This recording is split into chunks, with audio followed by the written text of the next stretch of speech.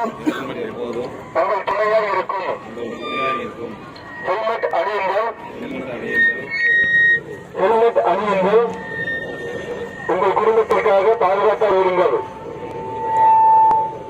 விபத்தில் விபத்துக்களை தவிர்ப்போம். உயிர் காக்கும் கவசம் ஹெல்மெட் அணிதல் அவசியம். விபத்து இல்லை, மகிழ்ச்சி உண்டு. நாமக்கல் மாவட்டம் திருச்செங்கோட்டில் தலைக்கவசம் அணியாமல் வந்த இருசக்கர வாகன ஓட்டிகள் 300 பேரை அரசு மகளிர் மேல்நிலைப்பள்ளி மைதானத்தில் நிறுத்தி வைத்து விழிப்புணர்வு தரும் வகையில் நகர காவல் நிலைய ஆய்வாளர் வளர்மதி அறிவுரை கூறினார்.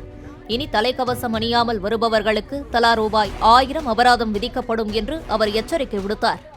எல்லாருமே யாரெல்லாம் ஹெல்மெட் அணியிலையோ எல்லாத்துக்குமே 1000 ரூபாய் ஃபைன். நாளையிலிருந்து அந்தந்த வண்டியில ஸ்டிக்கர் ஒட்டி விட்டுருவோம், வித்தவுட் ஹெல்மெட்னு. அந்த வண்டியை நாங்க பார்த்தோம் அப்படின்னு சொன்னா மறுபடியும் நீங்க ஹெல்மெட் அணியாத வந்தா உங்களுக்கு மறுபடியும் ரெட்ட பனிஷ்மெண்ட் அதுக்கு வர மாதிரி நாங்க போட போறோம். முதல்ல நம்ம நகரத்தில் இருக்கோம். ஒரு திருச்செங்கோடு நகரங்கிறது ஒரு நல்ல ஒரு நகரம். இந்த நகரத்துக்குள்ள இருக்க நம்மளே போடலினா எப்படி வில்லேஜில் இருக்கவங்க எல்லாம் ஒரு அவேர்னஸ்க்கு வருவாங்க?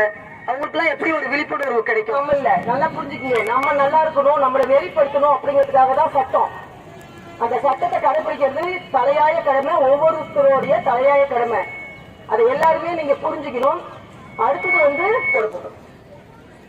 அதுக்கு நீங்க யாரு மறுப்பு தெரிவிச்சாலும் ஒரு வீடியோ பண்ணிருங்க. அவங்க என்ன எதுக்காக மறுப்பு தெரிவிக்கீங்கன்னு நீங்க சொல்லலாம் என்கிட்ட. நான் அப்படிதாங்க போட மாட்டேங்க, எங்கிஸ்டங்க.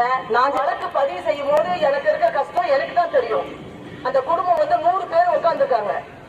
பாடியை சீக்கிரம் கொடுங்க, பாடியை சீக்கிரம் கொடுங்கன்னு சொல்லிட்டு. அதுக்கு பின்னாடி அந்த குழந்தைங்களுடைய நிலைமை, நம்ம அப்பா அம்மா, நம்மளை சுற்றி உள்ள நம்மள உறவுகள் எதையுமே யாருமே நீங்க நினைச்சு பாக்குறதே கிடையாது. இதுக்கு பின்னாடி போன உயிர் வருமா? ஒன்ஸ் போயிடுச்சுன்னா வருங்களா? வராது. ஆமா, எங்களால ஆன என்ன உதவியோ நாங்க சட்டத்துக்கு உட்பட்டு உங்களுக்கு நாங்க செஞ்சு தரோம்.